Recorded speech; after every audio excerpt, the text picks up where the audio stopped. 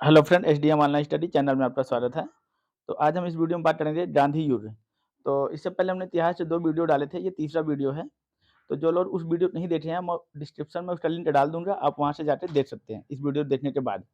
तो बात करते हैं गांधी के बारे में। तो गांधी देखिए, महात्मा गांधी का जन्म भारत में गुजरात के एक तटीय शहर पोरबंदर में 2 अक्टूबर सन 1869 में हुआ था। तो ये डेट आप याद रखिएगा, 2 अक्टूबर, ठीक है?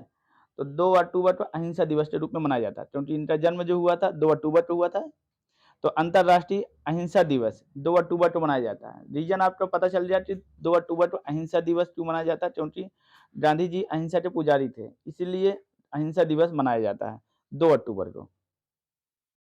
अब बात करते हैं गांधी जी के पिता का नाम। गांधी जी के पिता का नाम करमचंद गांधी था। इनकी माता का नाम पुतलीबाई। इसके बाद फिर इनकी जो शादी हुई थी, कस्तूरबा नामक गांधी से हुई थी। कस्तूरबा, ठीक है? उम्र में इनसे 1 साल बड़ी थी।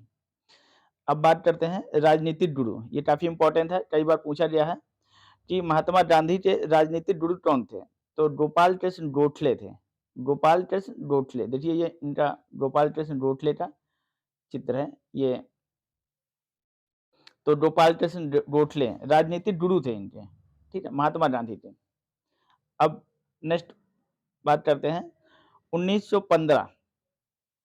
1915 में अफ्रीका में 21 साल गुजार कर महात्मा गांधी भारत लौटे थे, ठीक है? तो भारत कब लौटे थे ये? 1915 में, ठीक है? 1915 में ये भारत लौटे थे, वहाँ पर अफ्रीका में 21 साल रहे थे।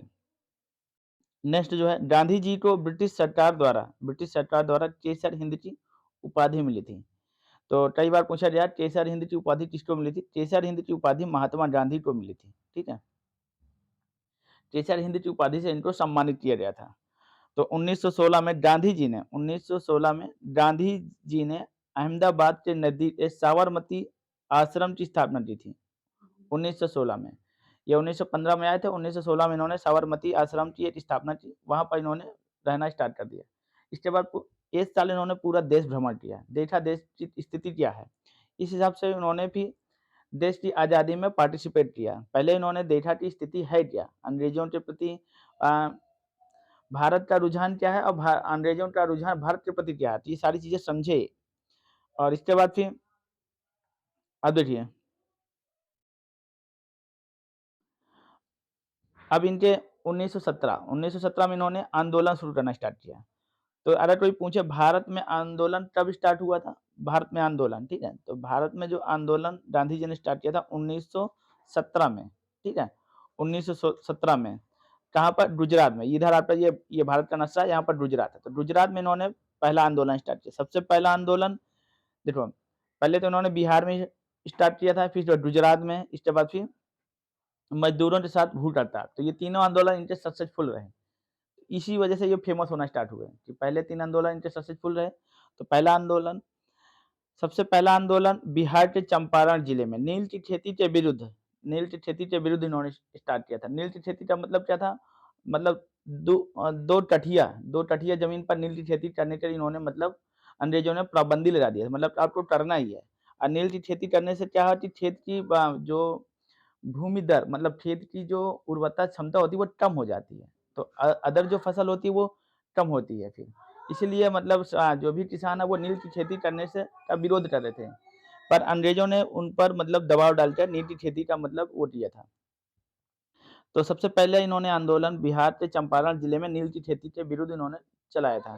तब फिर वहाँ पर गांधी जी गए और इसके विरुद्ध सरकार से बात की और अपनी बात मनवाने पर सफल हुए। फिर नेक्स्ट हमारा जो है दूसरा आंदोलन, आंदोलन गुजरात में। गुजरात में दूसरा आंदोलन खेड़ा जिले में हुआ था। कहाँ पर? खेड़ा जिले में। कर नहीं आंदोलन, उस समय इसका नाम दिया कर नहीं आंदोलन। तो वो और दुगना कर मान रहे थे, तो फिर उन्होंने मतलब आंदोलन उसी पर चालू किया और फिर इसके बाद फिर ये आंदोलन उनका सफल रहा। फिर तीसरा आंदोलन अहमदाबाद में मजदूरों के साथ भूख हड़ताल पर इन्होंने बैठे। तो सबसे पहले इन्होंने अनशन पर कब बैठे? ये अहमदाबाद के मजदूरों के साथ भूख हड़ताल पर इन्होंने अनशन पर बैठ रहे थे। उनकी मांग क्या थी? मिल मिल के जो मालिक थे उनसे 35% अपनी सैलरी को इंक्रीमेंट करने की मांग थी। तो फाइनली फिर मतलब उनकी मांग पूरी की गई। तो इनके 3 आंदोलन सक्सेसफुल रहे गांधी जी के। अब बात करते हैं 1919 के। 1919 इससे बाद भी और भी गतिविधियाँ चलती रहीं, ठीक है? तो जिसमें भी मतलब जो इम्पोर्टेंट है वही हम डिस्कस कर रहे हैं, बाकी भी और हैं। तो 1919 में देखो 1919 में 19 मार्च 1919 को ब्रिटिश सरकार ने रोलेट एक्ट लागू कर दिया था। रोलेट एक्ट प्रथम विश्व युद्ध खत्म होने के बाद, जब प्रथम विश्व युद्ध खत्म हुआ था, तो प्रथम विश्व युद्ध में गांधी जी ने अंग्रेजों का बहुत मतलब सहयोग किया था। कैसे कि मतलब जब प्रथम विश्व युद्ध चालू था तो जितने भी मतलब भारतीयों पर से बोला गया था कि आप लोग अंग्रेजों की सहायता करो, जिससे क्या हो रहा, अंग्रेज आप लोगों से इम्प्रेस होते, मतलब खुश होते, आपको मतलब सत्ता हमारे हाथ में दे देगी। तो ऐसा मतलब अनुमानित किया गया था। तो इसीलिए गांधी जी को अ, मतलब कि भारतीय सर्जन कहा गया था कि मतलब कि वो क्या करते थे, इंडियन सिपाही को, इंडियन जो भी भारतीय लोग थे उनको ब्रिटिश सरकार में भर्ती होने के लिए मतलब प्रोत्साहित करते थे। तो जब प्रोत्साहित करते थे, तो प्रथम विश्व युद्ध विजय होने के बाद, जब प्रथम विश्व युद्ध खत्म हो गया था, तब अंग्रेजों से बहुत अपेक्षा थी भारतीय लोगों को कि मतलब अभी हमें हमारे ऊपर जो भी शासन लागू करेंगे, थोड़ा-सा मतलब उस पर नरमी बरतेंगे, पर ऐसा नहीं हुआ। उन्होंने और ज़्यादा शासन टाइट कर दिया, जहाँ पर उन्होंने एक रोलेट एक्ट पारित कर दिया। रोलेट एक्ट जिसे काला कानून बोला जाता था। रोलेट एक्ट 19 मार्च 1919 को ब्रिटिश सरकार ने रोलेट एक्ट लागू किया था। इस एक्ट के तहत जो इस नियम था, इस एक्ट का ये था कि नो एफआईआर, आप पे कोई एफआईआर नहीं हो रहा, नो सुनवाई, ठीक है? ऑन द स्पॉट ये सीधे क्या है, किसी को भी उठा के जेल में डाल सकते थे, बिना मतलब सुनवाई के, ठीक है? तो इसका विरोध करने के लिए 13 अप्रैल 1919 को अमृतसर में जलियांवाला जो बाग था, वहाँ पर एक जनसभा आयोजित की गई थी, इसका विरोध में। कौन से? रोलेट एक्ट के विरोध में। 13 अप्रैल 1919 को अमृतसर में जलियांवाला बाग जो हत्याकांड हुआ था, तो वहाँ एक सभा आयोजित की गई थी इस रोलेट एक्ट के विरोध में, ठीक है? तो वहीं पर क्या हुआ, इस सभा में जनरल डायर ने गोली चलवा दी, बिना कोई सूचना के, बिना कुछ मतलब इंक्वायरी के कि ये सभा किस लिए बैठक हुई है। और देखो इस सभा में क्या है कि वो बैसाखी का त्योहार भी था, तो कुछ लोग त्योहार मनाने के लिए भी गए थे और कुछ लोग क्या है वहाँ सभा में गए थे। तो उन्होंने मतलब सबको ये जहाँ पर मेन द्वार था वहीं पर इन्होंने तोप लगा दिया और गोलियों की बौछार, अंधाधुंध गोली चलाई, जिससे मतलब क्या है, बहुत भारतीय मारे गए थे, जिसमें सरकार जिसमें सरकारी रिपोर्ट के अनुसार 379 लोग बता रहे हैं सरकार के अनुसार, सरकार की रिपोर्ट के अनुसार। पर जो कांग्रेस समिति के अनुसार लगभग लगभग 1000 व्यक्ति मारे गए थे, लगभग 1000। पर सरकार की रिपोर्ट के अनुसार 379 व्यक्ति बता रहे थे, ठीक है? तो उस समय जो वायसराय था वो लॉर्ड चैमफोर्ड थे। कौन थे? लॉर्ड चैमफोर्ड। तो इस घटना के बाद महात्मा गांधी ने केसर हिंद की उपाधि जो उनको मिली थी उन्होंने लौटा दिया था। इस घटना के बाद कई बार पूछा गया है कि केसर हिंद की उपाधि महात्मा गांधी ने कब लौटाया था? तो ये बाग हत्याकांड, जलियांवाला बाग हत्याकांड कब हुआ था? 13 अप्रैल 1919 को। जिस एक्ट के विरुद्ध ये वहाँ सभा एकत्रित हुई थी, रोलेट एक्ट के विरुद्ध। रोलेट एक्ट कब लागू किया जाता? 19 मार्च 1919 को। तो ये सारी चीजें आप याद रखिएगा। अब देखो इस घटना के बाद रविन्द्रनाथ टैगोर ने सर की उपाधि भी लौटा दी थी। अंग्रेजों ने रविन्द्रनाथ टैगोर को सर की उपाधि दी थी, तो ये सर की उपाधि रविन्द्रनाथ टैगोर ने लौटा दी थी और केसर हिंद की उपाधि गांधी जी ने लौटा दी थी। उनकी इस घटना से काफी दुखी हुए थे, इसीलिए उन्होंने इस उपाधि को लौटा दिया था। अब जब जलियांवाला बाग हत्याकांड हुआ, तो इसी के विरोध में 1920 में 1 अगस्त 1920 को महात्मा गांधी ने असहयोग आंदोलन स्थापित किया, असहयोग आंदोलन शुरू किया। असहयोग आंदोलन और असहयोग आंदोलन, गांधी जी ने ये कहा था कि हम जल्दी से जल्द अब ये असहयोग आंदोलन में सब लोग भाग लीजिए और हमें जल्दी से 1 साल के अंदर ही देश की आज़ादी हो जाएगी, आज़ादी मिल जाएगी। तो असहयोग आंदोलन में सब लोग ने बढ़ चढ़ के हिस्सा लिया। विद्यार्थियों ने अपने विद्यालय छोड़ दिए और टीचर ने अपनी जो पढ़ाने था वो भी सब छोड़ दिए और वकीलों ने वकालत छोड़ दिया। तो सबने इसमें बढ़-चढ़ के हिस्सा लिया। पर ये अहिंसा के पुजारी होने की वजह से अब इसमें क्या हुआ था, अंग्रेज़ों का अत्याचार बहुत ज़्यादा बढ़ रहा था। इसकी वजह से वहाँ गोरखपुर ज़िले में पुलिस ने कई मतलब जो भी मतलब वहाँ के किसान थे, उन पर ज़्यादा अत्याचार कर रहे थे, तो उन पर मतलब लाठियाँ बरसाई, गोलियाँ चलाई, तो उसको मतलब वहाँ के जो मतलब गाँव के निवासी थे, वो काफ़ी आक्रोश में आ गए थे। उसी आक्रोश में 5 फरवरी 1922 को गोरखपुर जिले में एक चौरी चौरा नामक स्थान पर एक आंदोलनकारियों ने वो आक्रोश में आकर थाने में चौरी चौरा वहाँ पर उन्होंने आग लगा दी थी, जिसमें 22 पुलिस कर्मियों को जिंदा जला दिया गया था। तो ये विद्रोह इतना ज़्यादा विद्रोह हुआ था और ये घटना कब हुई थी? 5 फरवरी 1922 को। कहाँ पर हुई थी? चौरी चौरा। तो इसीलिए चौरी चौरा इसे घटना बोला गया था। कहाँ पर हुई थी? चौरी चौरा में हुई थी। और चौरी चौरा के थाने में 22 पुलिस कर्मियों को उसमें थाने में बंद करके जिंदा जला दिया गया था। और ये कौन किए थे? ये आंदोलनकारियों ने किया था। जो आंदोलन कर रहे थे वही सब लोग किए थे। तो इसी वजह से गांधी जी काफ़ी दुखी हुए और असहयोग आंदोलन को स्थगित कर दिया था। असहयोग आंदोलन को उन्होंने स्थगित कर दिया था। जब असहयोग आंदोलन बंद हो गया, तो इसके बाद फिर इस आंदोलन के बंद होने पर भी काफ़ी लोग विरोध किए कि ये गांधी जी ने एक ऐसा निर्णय लिया।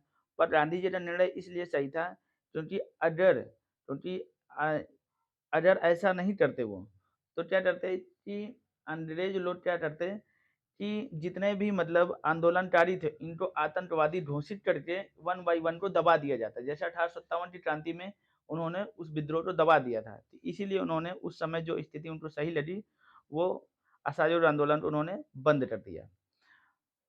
फिर 1923 में मोतीलाल नेहरू और चित्तरंजन दास ने एक स्वराज पार्टी की स्थापना की। तो स्वराज पार्टी की स्थापना 1923 में हुई थी।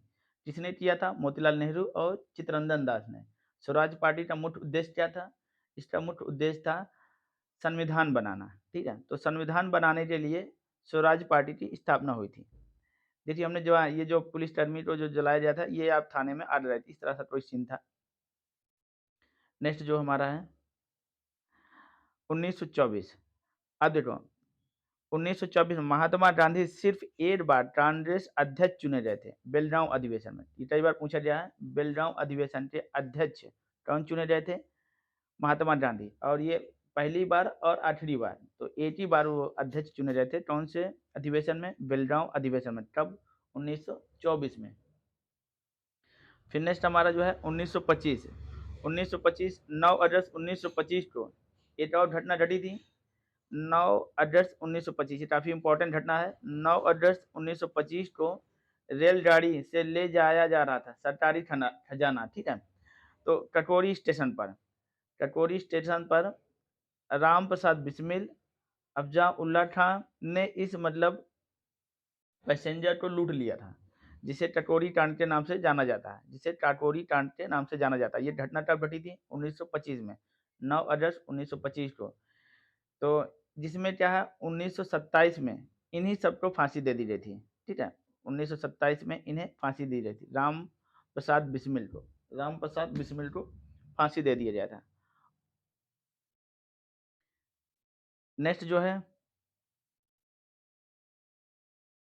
ये टटोरी स्टेशन है और ये जो भी हमारा रेल पैसेंजर थी, उस पैसेंजर का इन्होंने लूटा था। अब देखो 1927 की घटना क्या थी? भारत का संविधान बनाने के लिए, ठीक है, जो भारत का संविधान बनने के लिए ये साइमन कमीशन की नियुक्ति किए थे। किसने नियुक्त किया था? अंग्रेजों ने। अंग्रेज कह रहे थे कि हम आपके संविधान बनाने में हेल्प करेंगे, पर चित्तरंजन दास और जवाहरलाल नेहरू ये बोल रहे थे हम अपना संविधान खुद बना लेंगे।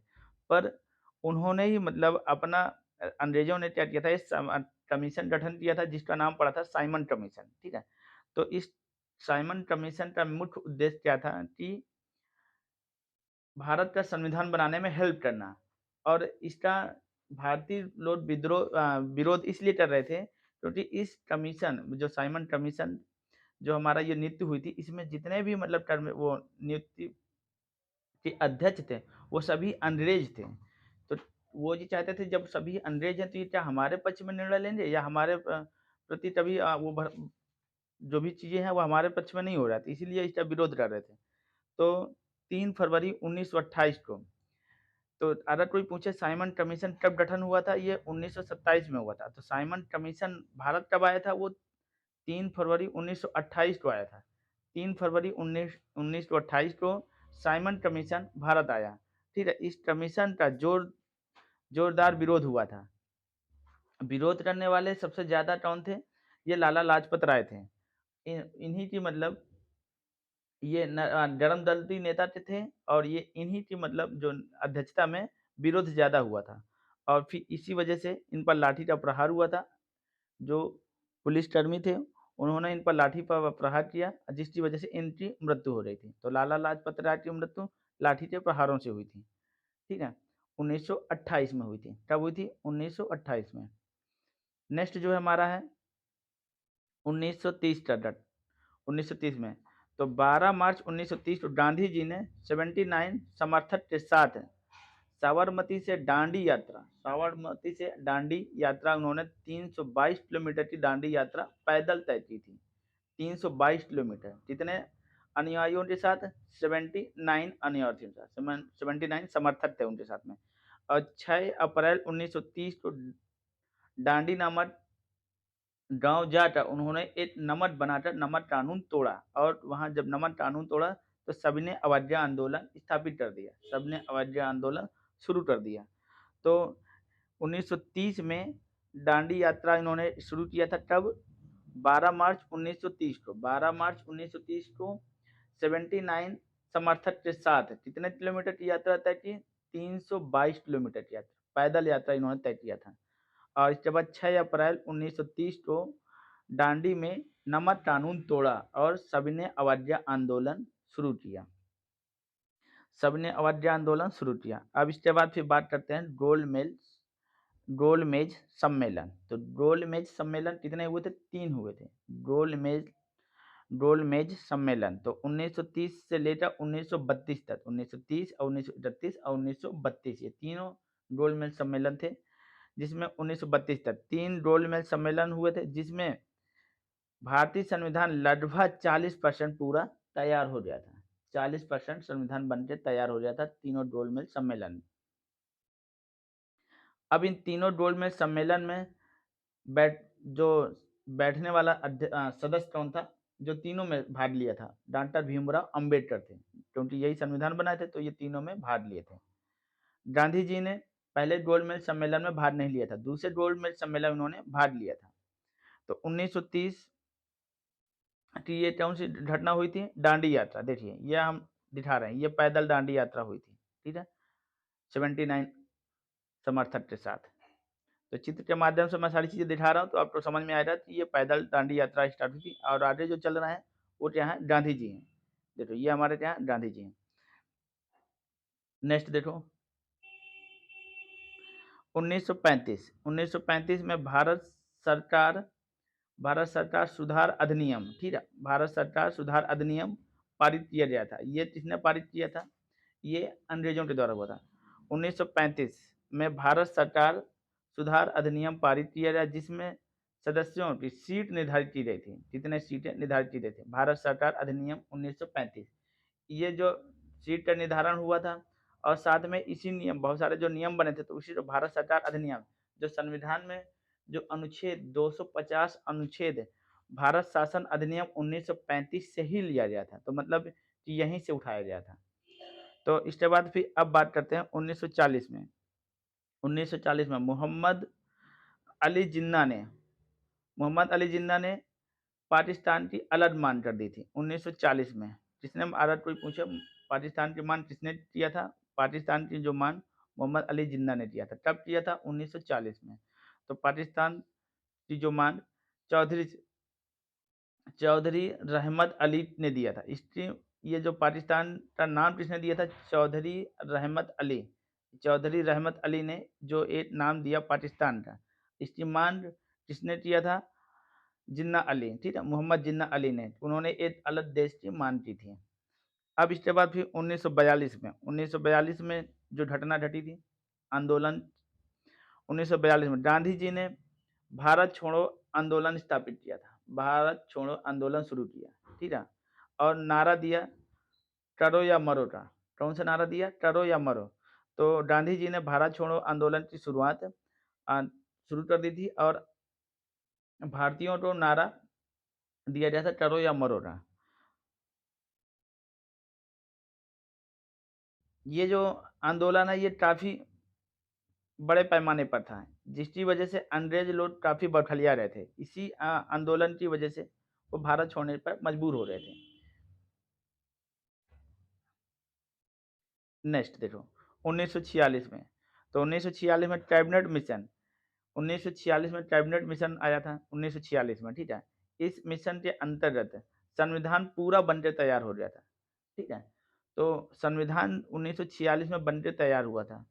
अब क्या हुआ कि जब 1946 में संविधान बनकर तैयार हुआ कैबिनेट मिशन में, 1947 में लॉर्ड माउंटबेटन 1947 में लॉर्ड माउंटबेटन योजना के अनुसार उस समय जो लॉर्ड माउंटबेटन थे, ठीक है, तो लॉर्ड माउंटबेटन योजना के अनुसार भारत और पाकिस्तान को दो अलग देश में डिवाइड कर दिया गया था।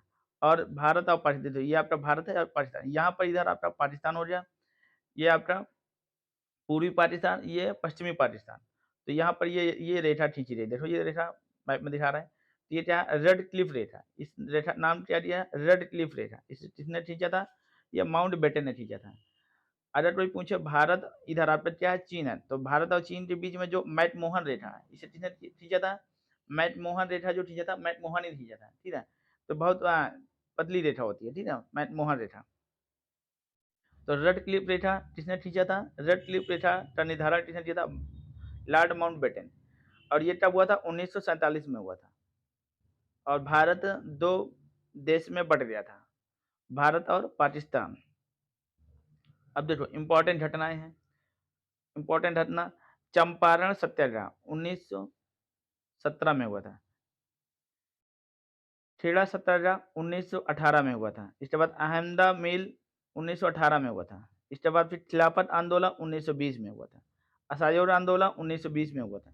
नेक्स्ट आपका है नमक आंदोलन, जिसको सभी ने अवज्ञा आंदोलन बोलते हैं, ये 1930 में हुआ था। इसके बाद भारत छोड़ो आंदोलन, ये गांधी जी के इंपॉर्टेंट आंदोलन है, ठीक है। भारत छोड़ो आंदोलन 1942 में, और इससे भी और भी आंदोलन उन्होंने शुरू किए थे, पर ये जो इंपॉर्टेंट है, जो कई बार पूछे गए हैं, तो इन सारी चीज़ों को आप याद कर लीजिए।